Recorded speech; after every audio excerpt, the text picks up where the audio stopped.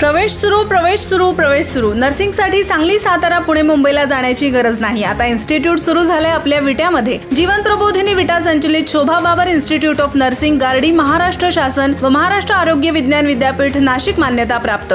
BSc nursing, कालावधी 4 वर्ष, शैक्षणिक पात्रता 12वी science, MH nursing, CET compulsory. आमचा पत्ता पवई टेक, माळणी रोड, विटा, गारडी, तालुका खानापूर, जिल्हा सांगली।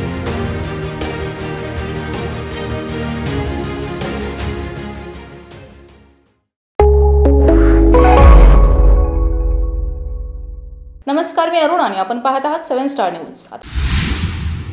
भूमी कदम, खानापूर तालुका युवती अध्यक्ष। आज छत्रपती शिवरायांचा महाराष्ट्र। आपल्या महाराजांना परस्त्री ही माते समान। महाराज त्यांच्या दरबारात कुठली सुंदर जरी स्त्री आली तर तुझी ओटी भरून तू जा आई असं म्हणायचे। पण आज महाराजांच्याच महाराष्ट्राची या सरकारने काय अवस्था करून ठेवली तुम्ही बघा। ह्या सगळ्याला गृह खातं जबाबदार आहे। आज मुली बाहेर पडताना खरं तर त्यांना त्यांच्या बॅग मध्ये चाकू देण्याचीच गरज आहे। पुढं कुठला नराधम असला तरी त्याला डायरेक्टच हे करायचं, फाडायचं। आणि बदलापूरमध्ये झालेली घटना असेल, परत कोलकातामध्ये झालेली घटना असेल, याचा मी युवती राष्ट्रवादी काँग्रेसकडून जाहीर निषेध करते। आणि गृहमंत्री आदरणीय देवेंद्र फडणवीस साहेब, तुम्ही खरंच भानावर या, कारण तुम्हाला स्वतःलाही लेख आहे आणि बाकीच्या आई वडिलांचा विचार करा ज्यांना लेकी बाळे आहे। उद्याच्या बंद मध्ये आम्ही सर्व सहभागी होतोय, त्यामुळे माझ्या युवती मैत्रिणीला माझी विनंती आहे की तुम्ही सर्वांनी देखील सहभागी व्हा आणि याचा निषेध करा। असं आता म्हणण्याची वेळ आलेली आहे, कारण ज्या छत्रपती शिवरायांचं नाव घेऊन हे सरकार केंद्रात आणि राज्यात स्थापन झालं, त्यांच्या नावाला खरं तर मला वाटतं ही सगळी मंडळी पात्र नाहीये। कारण छत्रपती शिवरायांनी महिलेवरती अत्याचार ज्यावेळेस झाले त्यावेळेला ह्या लोकांचे कलम केलेलं होतं। जे गुन्हागार त्यांचं कलम केलं असं ही सगळी मंडळी आपल्या सत्तेच्या खुर्च्या सोडायला तयार नाहीत। ह्या सगळ्यांनी सत्तेच्या खुर्च्या सोडायला पाहिजेत। जे बेजबाबदार गृहमंत्री आहेत त्यांनी पहिल्यांदा राजीनामा दिला पाहिजे। या तालुक्यातील आणि या विटे शहरातील सर्व व्यापाऱ्यांना आणि दुकानदारांना, सर्व व्यापारी असोसिएशनना, कॉलेजना, शाळांना मी काँग्रेस पक्षामार्फत विनंती करतो की या अनामुष झालेल्या बदलापूरमध्ये झालेल्या अनामुष घटनेबद्दल आपण सहकार्य करून बंद करून आम्हाला सहकार्य करावे एवढीच विनंती करतो। अकोला आणि महाराष्ट्रामध्ये झालेल्या निषेधार्ह सर्व लहान मुली असतील, महिला यांच्याविषयी झालेल्या घटनेचा निषेध म्हणून उद्या महाराष्ट्र बंद करायचा निर्णय घेतलेला आहे। राष्ट्रवादी काँग्रेस शरद पवार यांच्या वतीनं या बंदला पूर्ण पाठिंबा, आम्ही सर्व सक्रियपणानं या बंदमध्ये सहभागी होणार आहे आणि या सगळ्या प्रकारांचा निषेध आम्ही या ठिकाणी व्यक्त करू। 24 ऑगस्ट रोजी बदलापूर, कोल्हापूर, अकोला, पुणे, महाराष्ट्रात इतर ठिकाणी जे अल्पवयीन मुलींच्यावर अत्याचार झालेले आहेत त्या घटनेच्या निषेधार्थ एक माणुसकी म्हणून महाराष्ट्र बंदची हाक महाविकास आघाडीच्या वतीनं आमच्या महाविकास आघाडीच्या सर्व नेत्यांनी दिलेली आहे। त्या पार्श्वभूमीवर आज महाविकास आघाडीची बैठक आमची झाली। काल सांगली येथे सर्वच महाविकास आघाडी आणि त्याच्याबरोबर असलेले घटक पक्ष त्यांची मीटिंग झाली आणि सांगली जिल्हा बंदचे आम्ही आवाहन त्या ठिकाणी केले होते। अशा घटनेच्या निषेधार्थ कुणीतरी पुढाकार घ्यायला पाहिजे, कुणीतरी बाहेर यायला पाहिजे, म्हणून सर्वसामान्य जनतेनं पक्ष न पाहता, पार्टी न पाहता ही घटना मानवतेला काळीमा फासणारी घटना आहे। आज या राज्यामध्ये महिला सुरक्षित नाहीत, मुलीबाळी सुरक्षित नाहीत। शाळेसारख्या पवित्र ठिकाणी जिथं आपण आपल्या मुला मुलींना त्यांचं आयुष्य घडवण्यासाठी ज्या विश्वासानं आपण त्या ठिकाणी शाळेमध्ये पाठवतो आणि अशा शाळा जर सुरक्षित नसतील तर मला वाटते या राज्याच्या राज्यकर्त्यांना पदावर आणण्याचा नैतिक अधिकार नाही. खरं तर मुख्यमंत्री आणि गृहमंत्र्यांनी आपल्या पदाचा राजीनामा दिला पाहिजे नैतिकता स्वीकारून. मुळात त्यांना नैतिकता नाहीच. परंतु मुख्यमंत्री जर अशा वेळेला म्हणत असतील की विरोधकांनी हे राजकारण केलंय, ही घटना म्हणावी तेवढी महत्वाची नाही, असं ज्या वेळेला या राज्याचा मुख्यमंत्री म्हणतो त्यावेळेला खरं तर लोकांनी यांच्या विरोधामध्ये मंत्रालयावर खरं तर मोर्चा काढून यांना मंत्रालयातनं बाहेर काढून जोड्यानं मारलं पाहिजे. एवढ्या संवेदनशील विषयामध्ये आपण अशा पद्धतीनं हा विरोधकांचा कट आहे. लाडकी बहीण योजनेचे पोस्टर्स का दाखवले? अहो, ते सर्वसामान्य लोकांची प्रतिक्रिया आहे की तुम्ही लाडकी बहिणीचे पैसे द्यायचे राहू दे, अगोदर आमच्या लाडक्या बहिणीला सुरक्षित करा. आम्हाला पैसे नको, आम्हाला सुरक्षितेची हमी पाहिजे.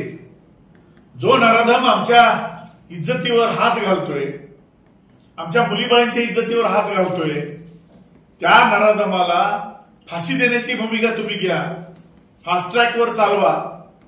मला आश्चर्य वाटतं की जी शाळेमध्ये बदलापूरच्या घटना घडली ती शाळा भारतीय जनता पार्टीच्या कार्यकर्त्याची आहे आणि त्यावर सरकारी वकील उज्ज्वल निकम यांना नेमले. हे सगळ्यात मोठं हास्यास्पद आहे की जे उज्ज्वल निकम भारतीय जनता पार्टीचे खासदारकीचे उमेदवार होते, जे उज्ज्वल निकम भारतीय जनता पार्टीचे राज्याचे आता प्रवक्ते आहेत, त्याच उज्ज्वल निकमांना खऱ्या अर्थाने ही केस लढायची संधी दिली. आमचा या गोष्टीला विरोध आहे आणि म्हणून उद्या आम्ही प्रशासनाकडे मागणी करणार आहे की उज्ज्वल निकमांच्याकडून ती केस काढून घ्यावी आणि खऱ्या अर्थानं निष्पक्ष काम करणाऱ्या एका चांगल्या वकिलाला ती केस सोपवण्यात यावी, जेणेकरून त्या मुलींना उद्या न्याय मिळेल. काही वेळेला न्यायदेवतेचा सुद्धा काही निर्णय आश्चर्यचकित करणारे. ज्या नराधमानं बलात्कार किंवा त्या ठिकाणी त्या मुलीचा विनयभंग करण्याचा प्रयत्न केला त्याला 5 दिवसाची पोलीस कोठडी, आणि ज्या लोकांनी आंदोलन केलं त्यांना 15 दिवसाची पोलीस कोठडी. म्हणजे 2014ला भारतीय जनता पार्टीची जाहिरात येत होती, आपण सगळ्यांनी पाहिला असेल. कुठं नेऊन ठेवलाय महाराष्ट्र माझा?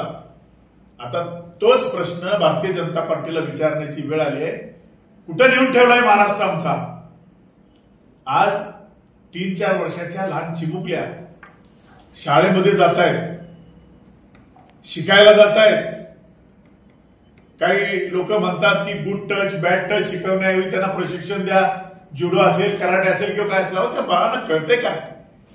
3-4-5 वर्षाचं आयुष्य त्यात कळतंय काय? चांगलं काय वाईट काय त्यांना कळण्यासारखं नाही. आज चांगल्या वयात आलेल्या महिलांना सुद्धा काही कळत नाही की आपण कसं फसवलं जातोय.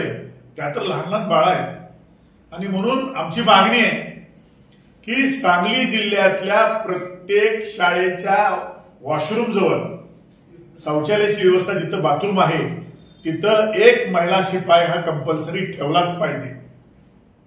दुसरी मागणी आमची आहे की ज्या स्कूल बस आहेत, जिथं मुलांना पिकअप केलं जातं आणि शाळेपर्यंत आणलं, वाहतूक करून आणलं जातं, त्या प्रत्येक गाडीमध्ये एक महिला शिपाई असो किंवा एखादी शिक्षिका असो, कंपल्सरी त्या बसमध्ये, त्या रिक्षामध्ये, त्या गाडीमध्ये कंपल्सरी असलीच पाहिजे.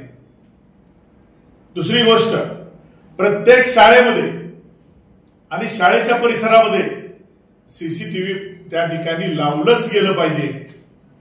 आणि सगळ्यात महत्वाचं, महाराष्ट्र सरकारनं केंद्राकडे पाठपुरावा करून या ठिकाणी जो कोणी असं कृत्य करेल त्याला ज्या पद्धतीनं पाकिस्तान, सौदी अरेबिया, इतर देशामध्ये कडक कायदा केलाय की असा आरोपी सापडला की त्याला पकडून त्या ठिकाणी जाग्यावर त्याचा शिरच्छेद करायचा, अशा पद्धतीचा कडक कायदा या भारतामध्ये, ज्या ठिकाणी 56 इंचाची छाती म्हणून सांगणारे मोदी आहे, त्या मोदींनी आता आपल्या देशातल्या मुलीबाळी संरक्षित करण्यासाठी अशा पद्धतीचा जिहादी कायदा त्या ठिकाणी संसदेमध्ये आणावा.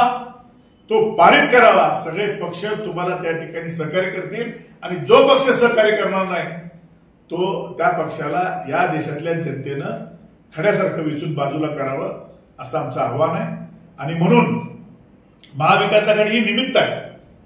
हा उठाव खरं तर सर्वसामान्य जनतेमध्ये आहे. सर्वसामान्य जनतेमध्ये प्रचंड चीड आहे आणि मग कुणीतरी उठाव केला पाहिजे. म्हणून महाविकास आघाडीच्या वतीनं पुढाकार घेऊन आम्ही उद्या 1 दिवसाचं दुपारी 2 वाजेपर्यंत सांगली जिल्हा, विटा, खानापूर तालुका बंद करण्याचं आवाहन किराणा माल व्यापारी असू देत, भेळ गाडीवाली व्यापारी असू देत, ज्वेलर्स असोसिएशन असू देत, कापड व्यापारी असू देत, मोबाईल दुकानवाले असू देत, सलून असू देत, फळ मार्केटवाले असू देत, भाजीपालावाला असू देत, जे सर्व असोसिएशन आहेत व्यापाऱ्यांचे व्यवसायानिमित्त त्या सर्व लोकांना आम्ही पर्सनली फोन करून विनंती केलेली आहे. आणि सगळ्या खानापूर तालुक्यातील जनतेला मी आवाहन करतो, उद्याचा बंद, या बंदमध्ये कुठल्याही पक्षाचा झेंडा दिसणार नाही. तिथं फक्त निषेधाचा एकच काळा झेंडा असेल. प्रत्येकानं आपल्या दंडाला काळी फीत लावून या ठिकाणी उद्याच्या बंदमध्ये निषेध व्यक्त करण्यासाठी छत्रपती शिवाजी महाराजांच्या पुतळ्याजवळ सकाळी 9 वाजता आपण या घटनेचा निषेध करण्यासाठी मोठ्या संख्येनं उपस्थित राहावे अशा पद्धतीची विनंती खानापूर तालुक्यातील विटा शहरातील सर्व नागरिकांना, सर्व व्यापाऱ्यांना, सर्व महिलांना, आम्ही सर्व शाळा, कॉलेजेस सगळ्यांना पत्र देतोय. आपण 1 दिवस उद्या शाळा बंद करून या आपल्या बंदमध्ये, या निषेधामध्ये आपण सामील व्हावं आणि झालेल्या घटनेचा निषेध त्या ठिकाणी आपण व्यक्त करून या बंदमध्ये सहभागी व्हा अशी मी विनंती करतो.